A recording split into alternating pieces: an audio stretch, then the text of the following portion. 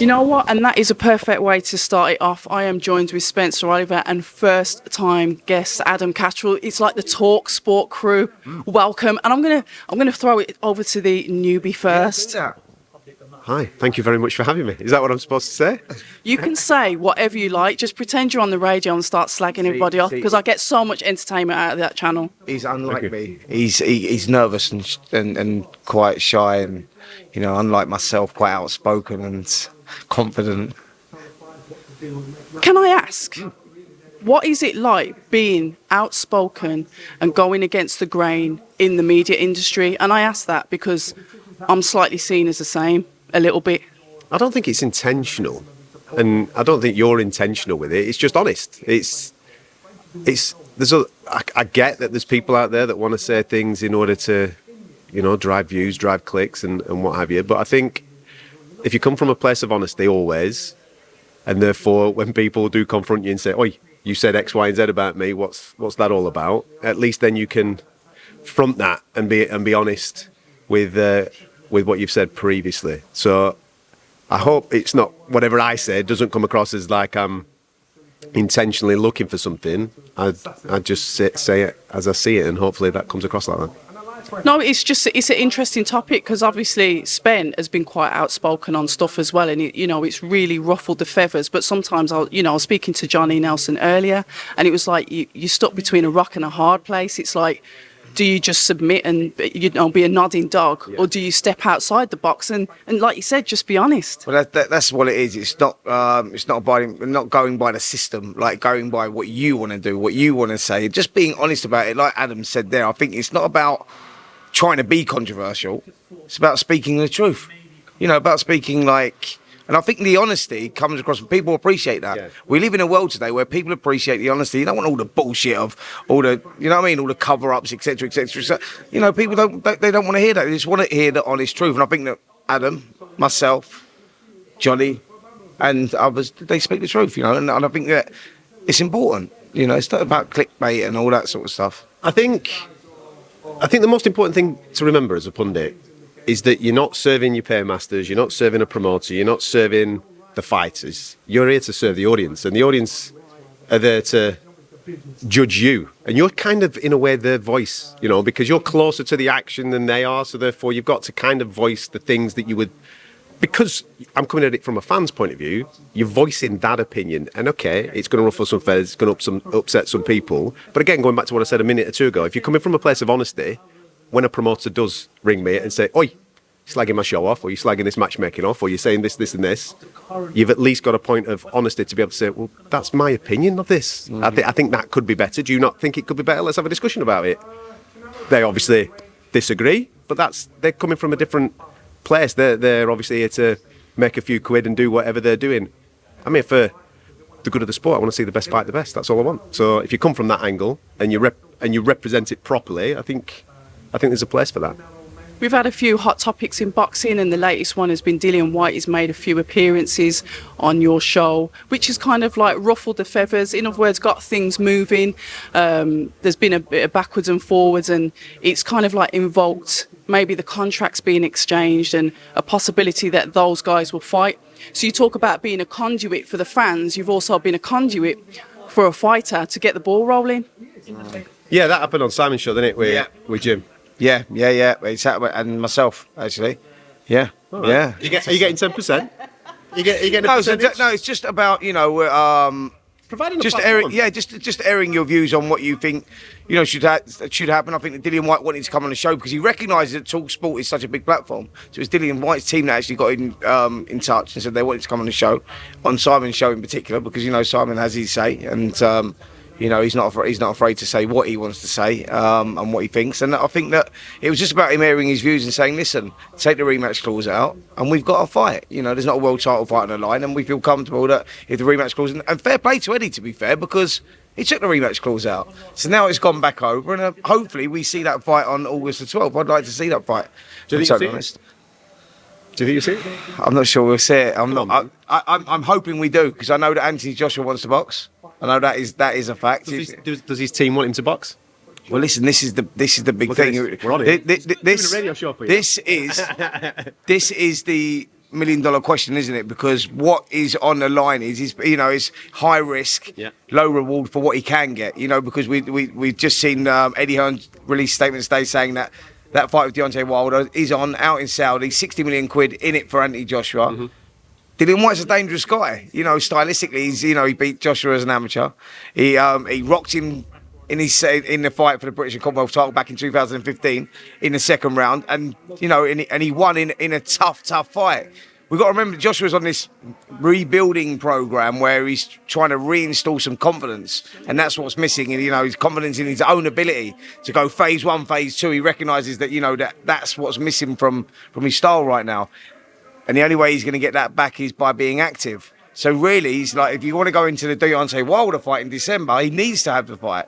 But it is high risk, though, because of, ultimately, this is a business. That's what it's all about as a business, and it's about, securing a lot of money. But if you want to go for legacies, you have to, if I was advising Joshua, I'd say you've got to go in against Dillian White. Timing could... If you were advising him, you would advise him to take the fight? Yeah, I think I would advise him to take that fight because he needs it. Because I wouldn't like to see him going with Deontay Wilder right now off the back of the Franklin performance. I think there's still work that needs to be done, and I think that he's still working out there with Derek James, and I think there's still improvements to be made. Mm-hmm. So, if you're going in recent form and you look at what Dillian White's done in the fight against Tyson Fury and even the fight against Franklin, you go, well, you've got to give Joshua a good chance of winning that fight on those performances, because he's not looked particularly good either. Do you know what I'm saying? So it's one of those ones you go, I think it's a risk worth taking, because like Deontay Wilder going into that without boxing again. Let's be straight. Let's be honest, right? Yeah. And this is no disrespect to Dillon. If Anthony Joshua at this stage of his career is struggling with Dillian White, he ain't got no business being in the ring with Deontay Wilder. 100%. That's straight. Well, so what you're saying there is going with Dillian White, because it's going to reinstall some of that confidence that's missing. Going into the big fights, with Deontay Wilder, and even possibly the winner of Fury Usyk, if they do get that over the line. I'm not sure that's going to happen, by the way, in December. But if they do, there's some huge fights to be had out there. So, yeah, Dillian White, like you say, I think that he's got no place in that mix if he can't beat Dillian White. That's probably where we're at. Well, I'm going to intercept, and I'm going to go to you, Adam. If Dillian White wins that fight, we don't know what's going to happen. Do you think Dillian White will be the one that ends up in Saudi fighting Deontay Wilder? No. And I'll tell you why I think that. I think Saudi Arabia, from my understanding and conversations that I've had, they're specifically interested in one fight. They're interested in AJ versus Wilder. And AJ's the driver. Yeah. AJ's the thing that has brought all this Saudi interest. Whether you believe in Tyson Fury saying or Usyk saying or whatever, AJ is the driver of that interest. They want Anthony Joshua versus Deontay Wilder. I don't believe that there is a path to Saudi Arabia through Anthony Joshua. I interviewed Amir Abdullah actually just a couple of weeks ago, and we talked about that. This situation with everyone fighting. With Daniel Dubois boxing Alexander Usyk September the 26th. Anthony Joshua possibly Dillian White, Deontay Wilder talking about getting out as well. Tyson Fury said, "What if one of these guys gets beat? What if one of them beat? Let's use it. I said let's use AJ as an example. If he loses Dillian White, what does that change? Does that change the landscape?" And Amir says, no, they're the fighters that we want. That's why we really wouldn't like them to have his financial worth? Possibly, yeah. I mean, that's the business side of things that we will not know. But I think that they're the four fighters that they want. And I think, win or lose, I think they would still want Anthony Joshua there anyway. Do you know what I mean? So I think it's more about Anthony Joshua. If he obviously loses that one, then it's like, trying to get that confidence back again going into another fight. It's not ideal. So it's a risk, but I think it's a risk worth taking, if I'm honest. He has to. Well, another point is Deontay Wilder's supposed to be now starting negotiations with Andy Ruiz. Mm-hmm. Negotiations, we are approaching, well, we're now in July. This mega fight is... Did the WBC not call it? If they've called it as an eliminator, surely there's a purse split on that as a number one eliminator. Why are they negotiating purses? No, I think the WBC, Mauricio Suleiman, has recently released a statement saying that he's not going to mandate anyone for the WBC title because they want Tyson. They've not called it. I thought they called it. They're not called it. They're not calling for they're not calling for a mandatory position. Why? Because they believe that Tyson Fury deserves his opportunity to prove he's number one in the world, and by mandating something might mess up the whole situation. Basically, what they're doing is not sticking by any of the rules that they've set out to come. It's like, you know, his last mandatory was White in April last year. Yeah, yeah, and they're not. He's been allowed a voluntary against Chisora. Yeah. So why is the number one and number two, Deontay Wilder and Andy Ruiz, not been called to fight to bring a mandatory challenger? They're not doing it. Why? They're not doing it. This is the issue, and then this causes possible further delays. And then, will we actually get that fight in December? Because I've put a bet on that. I don't think it happens in December. It possibly happens that AJ Wilder, that it possibly gets pushed back until January. Here's my theory, and this is just a theory as well. I think that we do get AJ Wilder in December. Okay. And I think that Fury and Usyk could be the one that's pushed back, because from my understanding, and I think that we had Frank Warren on TalkSPORT the other day with Simon again, and he was saying he doesn't think that fight with Fury happens in December with Alexander Usyk. So that's where I am. I think if anyone's going to get pushed back, we might see AJ Wilder, and we might see, hopefully, Usyk and Fury at a later date. But The frustrating thing is, and I'm sure you're going through this as well, right, is that the heavyweight division is embarrassing boxing. Mm. You look at where we're at right now, underneath the heavyweight division, this big cloud, get it out the way. You've got undisputed fights, you've got, the women divisions. Tonight, we're in the arena tonight for an undisputed fight. Again, another world title fight for Natasha Jonas. You look around, we've just had the Canelo-Charlo fight announced, haven't we? Think of that what you will. But you've also got Spence and Crawford coming up. You've got some wonderful fights in New Way and Fulton. All these amazing fights that are not getting the light and the love from the fans, because you speak to some fans and they're going, boxing's dead. Why are you saying that? It's because this heavyweight division is doing all this and clouding everybody's judgment. No, the heavyweight division, I agree, it's shit. Put that to a side. Boxing's flying right now, and that's the thing that should be celebrated. The problem that we've got is that the heavyweight division is not just the pinnacle of boxing, it's the pinnacle of sport, really. Everyone knows heavyweight champion. Your casual fan wants to see the heavyweight fights, and you got even like catchweight fights like Ryan Garcia versus Javante Davis, and they're making that fight because it's a super fight. I don't give a shit about what's on the line and everything else. Look at that fight, right? Yeah. Prime example of this, and this for your audience, right? Everybody, for some reason, boxing fandom has become tribal. You've got your favourite promoters, you've got your favourite... And you can't like this guy if you like this guy. It's absolute bullshit, right? Stop doing that. Because if you want to make a fight, you can make a fight. And Ryan Garcia proved that. Yeah, absolutely. Because look at all the things he gave away. He gave away weight, rehydration, he gave away broadcast, he gave away rematch, just because he wanted to make a fight. And there'll be fans that are watching this going, but he lost. Nah, man. Well, get on board and support that kid's attitude, because that's the type of attitude that we should be supporting in order to push these big fights over the thing. I'm in on Ryan Garcia now. Whatever he does now, I'm in, because you proved to me that you're here to make the best fights, pal. I know that you were getting weighed in, but look at all the advantages you gave away to make that happen. Yeah. Suffer a loss, I'm on board on that Ryan Garcia train because of that. Controversial. The heavyweight division in a bit of a mess, tits up, upside down. Is that because Saudi are getting involved and everyone is... Look, for example, Dillon White, and I'm going to go to Saudi to fight Wilder. Hold on a minute.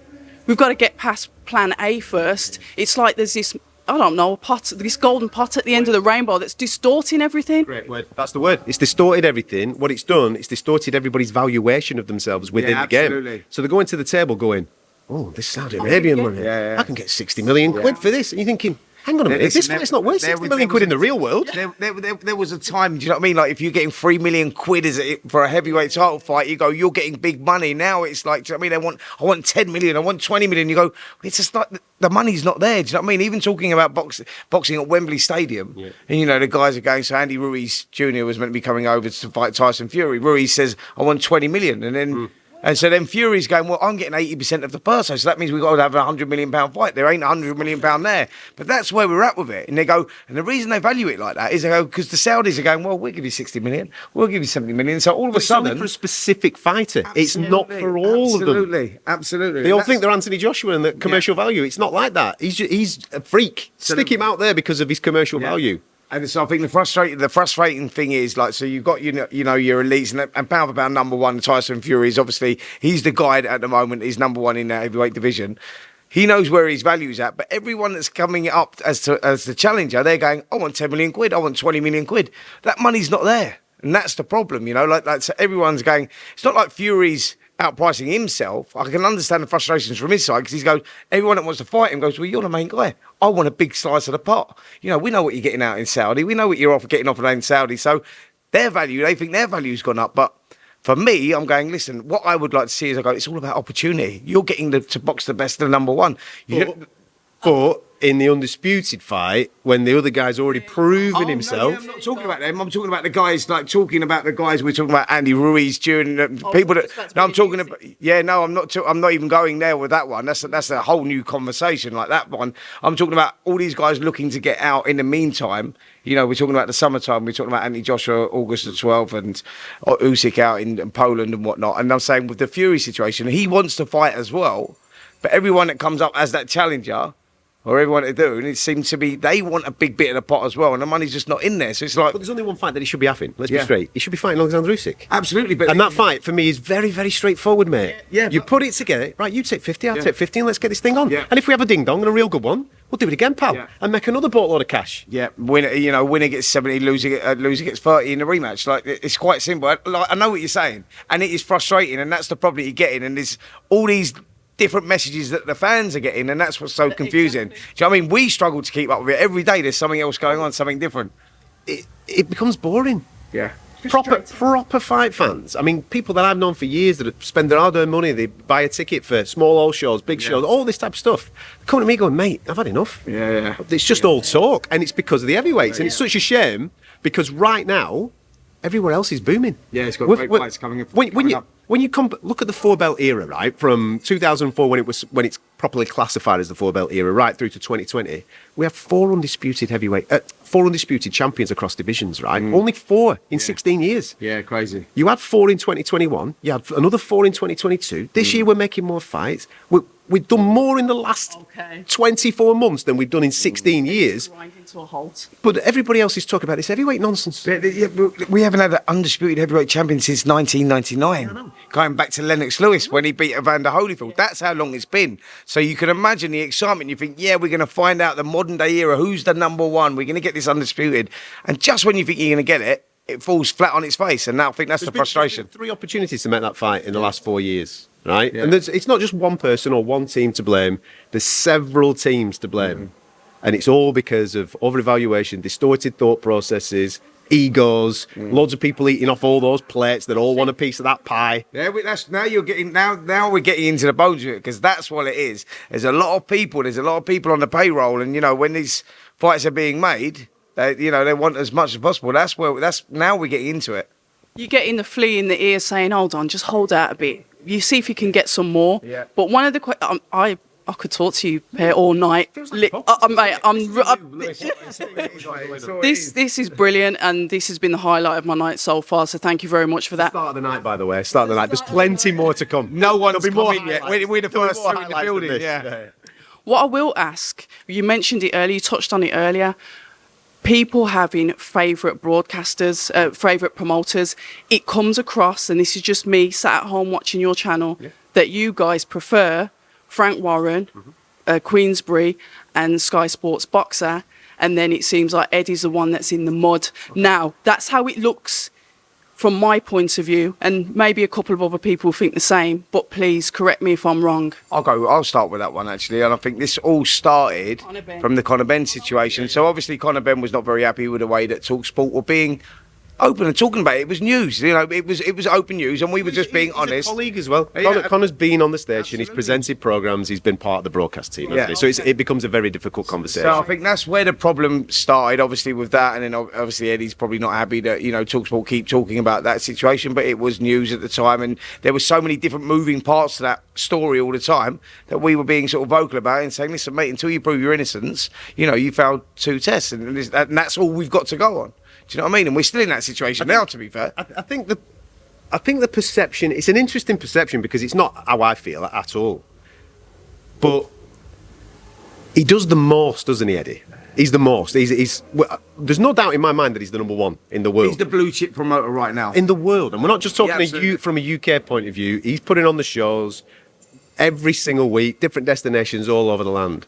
So he's constantly in the mix. He's constantly in the churn. He's constantly having microphones put in his face. He's constantly giving us something to react to. The other guys are doing 1 2 a month. Yeah, and yeah. Maybe the standard's not as good as what he's doing, so they're not necessarily in the churn all the month. So therefore, the reaction to them is a lot less. So it seems like that. Even though, listen, I'm hypercritical of Frank's shows, I'm hypercritical of Ben's shows, I'm hypercritical of Eddie's shows, but the majority of the time, Eddie's leading the way. There's no doubt in my mind about that, but you're right in what you've just said there. There is this thing with that everybody has a strong, and they should have a strong thought process about what happened with what is currently going on with Conor. Yeah. We're nearly a year into this, and and it has been a massive topic, you know, and it sort of captured the very casual boxing fan when they go, "What is going on here?" Yeah. Do you know what I mean? Because of the situation and what it was, and how it has not been resolved at the moment. We're still in this same situation, so it is big news. Do you know what I mean? It went massive. It blew up.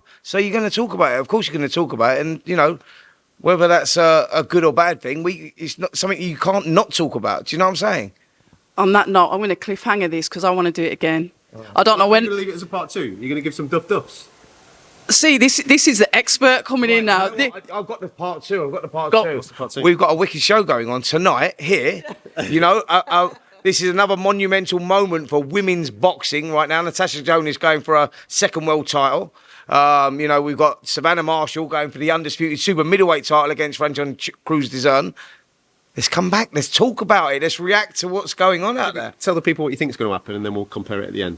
Right, tell the people what I think is going to happen. Right, so Savannah Marshall wins on points. It's going to be tough. It's going to be rough. It's going to be ugly at times because Franchon Cruz Dillon is quite a stubborn fighter, very awkward. She's rough, and she likes to make things look messy. Also, Clarissa Shields is over, so it'll be interesting to see what she's got to say about all this. That's going to be fun as well. I love that. And I go, Natasha Jonas wins by late stoppage. Right. I like that. I like that. I think Savannah Marshall's going to make this look easy. Yeah. Franchon Cruz Dillon is not Clarissa Shields. Yeah. Footwork is not Agreed. as good as that. She's just aggressive. She's come forward, likes the big wingers. Yeah. Keeps it nice and long. End of a jab. Might stop her. Late Savannah Nice. Marshall win. I right? like that. And I don't think Candy Wyatt has earned the right to be in this title fight. She's lost 3 of her last 4, mate. And Yeah. I think Natasha Jonas picks this up. I wanted to get on the microphone at the end of it, and I wanted to call out the winner of McCaskill, Sandy Ryan. And if she doesn't, I'm going to be incredibly disappointed because I want that undisputed fight at 147 for her. There we go. Right, so you got it. Savannah Marshall on points, wide. I'm not going to go late I'm going stoppage. to go 2 stoppages. I'm going to go Savannah stoppage and Natasha Jonas stoppage. You get good odds on that. And Ben Whittaker backflip. Oh, absolutely. Yeah, Ben Whittaker's backflip. Finally, advice for the media, the channels like myself, the smaller channels. What advice would you give us in this space? Because sometimes, like I said, we get a bit of stick. I'm not a people pleaser. I ask difficult questions. That's why I like Simon Jordan, because he's awkward and he'll just say what he says. Yeah. But advice for someone that's young in the game, 2 years in. I'll just stick to what you're doing. Keep crafting away, doing what you're doing because you're getting recognised within the sport, to the boxers. They'll start opening up more to you. But don't go with the system. Do what you're going to do. Stick to doing what you're going to do, and that's the best bit of advice you could take. Yeah. Don't follow the system. What you're going to find is that there's going to be a lot of people that start this journey and then they're doing stuff because they think it would generate views and generate clicks and generate all this type of stuff. That is a very short-lived existence because you'll eventually get found out. It's like anything in life, isn't it? If you fake it for a period of time, eventually you will get found out. Be true, be authentic, be honest, and eventually it might be a slow burn, it might build gradually, but you'll win in the end. And that's the only advice I've ever give anybody. Just be straight. Just speak from here. Don't speak from here. Speak from here, and you'll be fine. Thank you, gentlemen. It's been absolutely brilliant. I've enjoyed this a lot. Thank you. Thank you. See, it's just got better now. And Hot Totty Ebony's just walked This is in. a better interview now. Now Hello. we're Yeah, through hold it, on. And now Ebony could do the interview. You see? Oh, There look you at go. this. Look at this. There you go. There you go. Now, You all right? Oh, wow. Hi, and thank you for watching October Red Boxing. Like, subscribe, and tap the bell for notifications. You can also find us on Instagram at October Red Boxing and on Twitter, October Red UK. And remember, at October Red, we stay ready.